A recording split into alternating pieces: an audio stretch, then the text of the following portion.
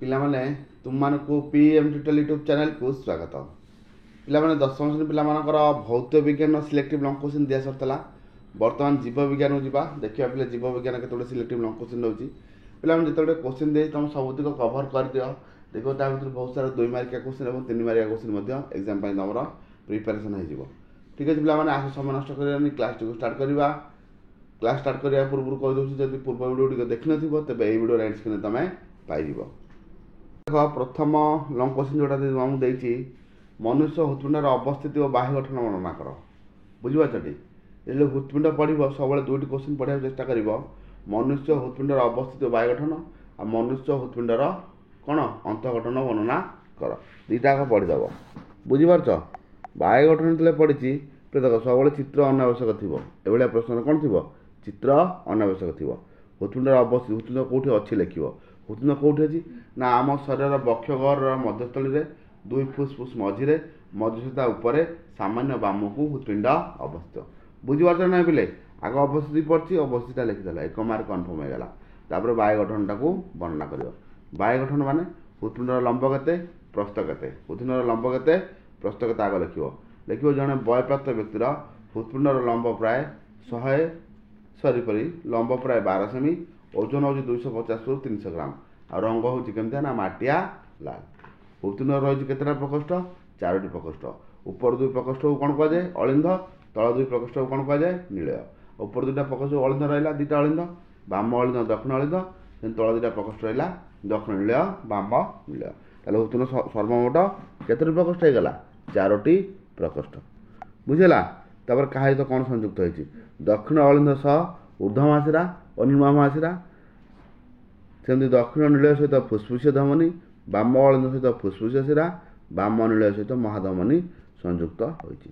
ବୁଝିପାରିଲେ ପିଲାମାନେ? ଏଇ ଟାଇପ୍ରେ ଏତିକି ବହୁତ ସହଜ। ଯଦି ହୃତ୍ପିଣ୍ଡ ଉପରେ ଲଙ୍ଗ କୋଶ୍ଚିନ୍ ପଡ଼ୁଛି ତାହେଲେ ତାକୁ ଆଗ ତୁମେ ଲେଖିବା ପାଇଁ ଚେଷ୍ଟା କରିବ। ସରିଲା, ନେକ୍ସଟକୁ ଯିବା।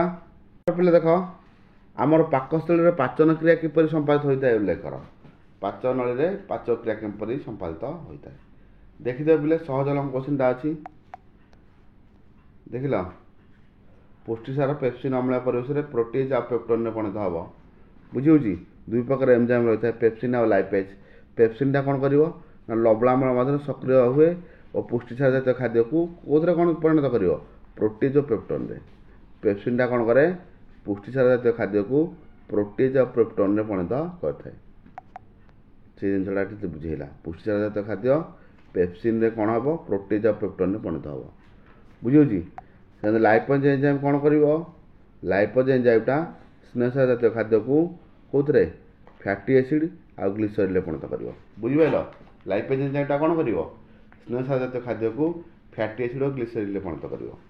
ଏଠି ଯେମିତି ଇଏରେ ବୁଝେଇଛି, ସ୍ନେହସାର ଜାତୀୟ ଖାଦ୍ୟଟା ଲାଇପେଜ୍ ଏନଜାଇମ୍ ଔଷଧରେ ଫ୍ୟାଟି ଏସିଡ୍ ଆଉ ଗ୍ଲିସେରିନ୍ରେ ପରିଣତ ହେବ। ଏତିକି ଖାଲି ମନେ ରଖିବ। 2ଟି ଜିନିଷ, ପୁଷ୍ଟିସାରଟାକୁ ଭାଙ୍ଗିକି ପେପ୍ସିନ୍ଟା କ'ଣ ପରିଣତ କରୁଛି, ଆଉ ସ୍ନେହସାରଟା ଭାଙ୍ଗିକି କ'ଣ ପରିଣତ ହେଉଛି। ବୁଝିହେଉଛି? ବୁଝିହେଲା? 2 ପ୍ରକାର ଏନଜାଇମ୍ ଥାଏ, ଗୋଟେ ହେଉଛି ପେପ୍ସିନ୍ ଆଉ ଗୋଟେ ହେଉଛି କ'ଣ? ଲାଇପେଜ୍। ସରିଲା। ତାପରେ ପିଲା ଦେଖ, ଆଲୋକ ପ୍ରକ୍ରିୟା କିପରି ସଂଗଠିତ ହୁଏ। ଆଲୋକ ପ୍ରକ୍ରିୟା କିପରି ସଂଗଠିତ ହୋଇଥାଏ, ଏଇଟା ମଧ୍ୟ ବୁଝେଇବ। ନେକ୍ସଟକୁ ଯିବା। ଦେଖ, ନେକ୍ସଟ କୋଶ୍ଚିନ୍, ରକ୍ତ କିପରି ଜମାଟ ବାନ୍ଧେ ବା ରକ୍ତ ଜମାଟ ବାନ୍ଧିବାର କୌଶଳ ବୁଝାଅ ବା ରକ୍ତସ୍ରାବ ବନ୍ଦ ହେବାର ଉପାୟ ବର୍ଣ୍ଣନା କର। ଯାହା ପଡ଼ିଥିଲେ ଏଇ ଗୋଟାଏ ଉତ୍ତର। ବୁଝିହେଉଛି? ଖଣ୍ଡିଆ ହୋଇଗଲେ ରକ୍ତ ବାହାରିବ। ରକ୍ତ ବାହାରିଲେ କ'ଣ ହୁଏ ନା କ୍ଷତ ଟିସ୍ୟୁ ଭାଙ୍ଗି ଯାଇଥାଏ। ବୁଝିହେଉଛି? ଯେତେବେଳେ ସେ ଅଣୁଚକ୍ରିୟା ଗୁଡ଼ିକ ବାୟୁ ସଂସ୍ପର୍ଶରେ ଆସିବ, ତା ସ୍ଥାନରେ ଥ୍ରୋମ୍ବୋପ୍ଲାସ୍ଟିନ୍ ନାମକ ଏକ ଲିପୋପ୍ରୋଟିନ୍ ତିଆରି ହେବ। ଫାଷ୍ଟ କ'ଣ ତିଆରି ହେବ? ଥ୍ରୋମ୍ବୋପ୍ଲାସ୍ଟିନ୍ ନାମକ ଲିପୋପ୍ରୋଟିନ୍। ଯେଉଁଠି ଖଣ୍ଡିଆ ହୋଇଥାଏ, ରକ୍ତ ଟିସ୍ୟୁ ଭାଙ୍ଗି ଯାଇଥାଏ, ଯେତେବେଳେ ବାୟୁ ସଂସ୍ପର୍ଶରେ ଆସିବ ସେ ଜାଗାରେ କ'ଣ ହେବ? କ'ଣ ତିଆରି ହେବ? ପ୍ରଥମେ କୋଉ ଲିପୋପ୍ରୋଟିନ୍? ଥ୍ରୋମ୍ବୋପ୍ଲାସ୍ଟିନ୍। ହେଲା, ସେ ଥ୍ରୋମ୍ବୋପ୍ଲାସ୍ଟିନ୍ କ'ଣ ହେବ ନା ରକ୍ତରେ ଯେଉଁ କ୍ୟାଲସିୟମ୍ ଅଛି ତା ସହିତ ମିଶିକି କ'ଣ କରିବ? ପ୍ରୋଥ୍ରୋମ୍ବିନ୍କୁ ଥ୍ରୋମ୍ବୋବିନ୍ରେ ପରିଣତ କରିବ। କ'ଣ କରିଦେବ? ପ୍ରୋଥ୍ରୋମ୍ବିନ୍କୁ ଥ୍ରୋମ୍ବୋବିନ୍ରେ। ସେ ଥ୍ରୋମ୍ବିନ୍ ପ୍ରଭାବରେ ଫାଇବ୍ରୋଜେନ୍ ନାମକ ଅନ୍ୟ ଏକ ପ୍ଲାଜମା ପ୍ରୋଟିନ୍ ଫାଇବ୍ରିନ୍ରେ ପରିଣତ ହୁଏ। କ୍ଷତ ସ୍ଥାନରେ ଜମା ହେବ, ଜମା ହେଇ ଗୋଟେ ଜାଲ ତିଆରି କରିବ। କ'ଣ କରିବ? ଜାଲ ତିଆରି କରିବ। ସେଇ ଜାଲରେ ରକ୍ତକଣିକା ଅଣୁଚକ୍ରିକା ଛନ୍ଦି ହେବା ଯୋଗୁଁ କ'ଣ ହୁଏ? ରକ୍ତସ୍ରାବ ବନ୍ଦ ହୁଏ। ବୁଝିହେଲା? ଫାଷ୍ଟ କ'ଣ ତିଆରି ହେଲା? ଥ୍ରୋମ୍ବୋପ୍ଲାସ୍ଟିନ୍। ଥ୍ରୋମ୍ବୋପ୍ଲାସ୍ଟିନ୍ ଆମର ଲିପୋପ୍ରୋଟିନ୍। ଥ୍ରୋମ୍ବୋପ୍ଲାସ୍ଟିନ୍ ସହିତ ରକ୍ତରେ ଯେଉଁ କ୍ୟାଲସିୟମ୍ ମିଶିଲା, मिसला जो कौन होगा मिसिब तथा एंजाइम उपस्थित रे प्लाज्मा रे प्रोटीन प्रोथम्बिन को कौन परिणत करदेव थ्रम्बोबिन से थ्रम्बोबिनटा कौन हम फाइब्रोजेन नामक अन्य एक प्रोटीन रे कौन कर फाइब्रिन ने परिणत कर से फाइब्रिनटा कौन कर गोटे जाल या कौन या जाल से जाल सब छंदी हो रक्त जमाट बांध बुझीगला। नेक्स्ट को जीवा तुमको कहती कौन मानव हृदय आभ्यंतरीण गठन बुझी कपाटिका केतटा कौट कौन रही है आ कौ रक्तवाहिनी क्या सहित संयुक्त ये बुझेब है।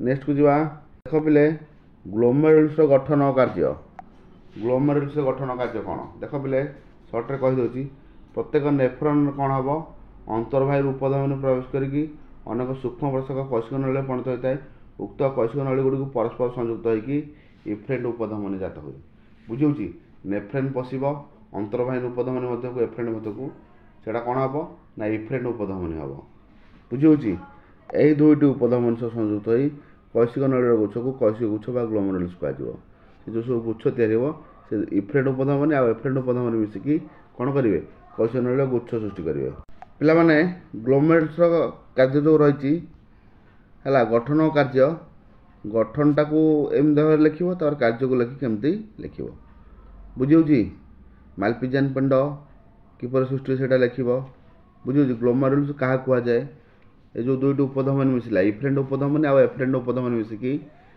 जो कैशिक नली गुच्छ को कौन कहुए ग्लोमेरुल्स कहुए यह बायोमिन कैप्सूल कप भली खालुआ अंश रही है उभय ग्लोमेरुल्स और बायोमिन कैप्सूल मिसी कौन करती ना मालपिजियन पिंड गठन करते बुझिपाल ग्लोमेरुल्स और बायोमिन कैप्सूल मिसिकी कौन करेंगे मालपिजियन पिंड सृष्टि करती बुझीगला। नेक्स्ट को जीवा पिला देख नेक्स्ट क्वेश्चन वृक्कर अंतगठन संक्षेप में वर्णना कर वृक्कर अंतगठन वर्णना कर कौन कौन सब रही इफ्रेंट उपधमनी एफ्रेंट उपधमनी से दुटा नली मिसीगले इफ्रेंट उपधमनी आउ इफ्रेंट उपधमनी मिसीगले नली गुच्छ को कौन कहुए ग्लोमेरुल्स कहुए एगुरा सब बुझेकी लिख।